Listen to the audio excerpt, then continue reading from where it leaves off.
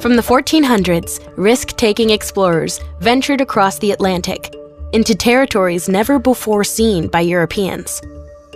Over time, some of this land became known as the 13 Colonies.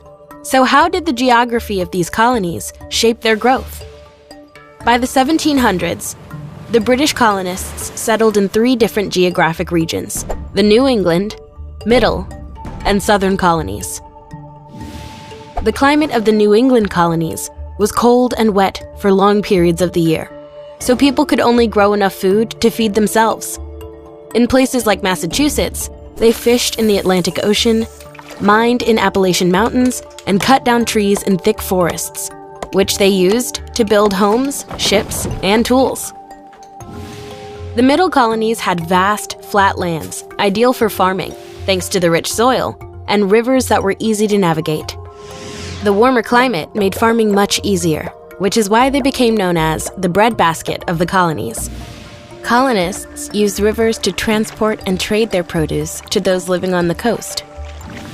Over time, large cities like New York and Philadelphia became centers of industry, where people from the north and south traded goods and ideas.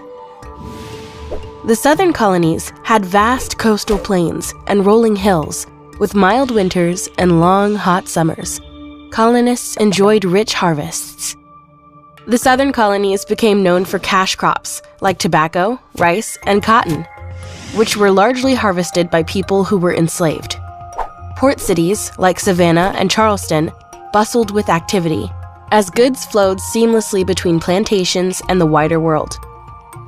From mountains and forests to pastures and coastlines, colonists found ways to adapt to the diverse geography of the 13 colonies. Many of the practices and industries that were first established during this time remain an important part of the U.S. economy today. How does geography impact industry where you live?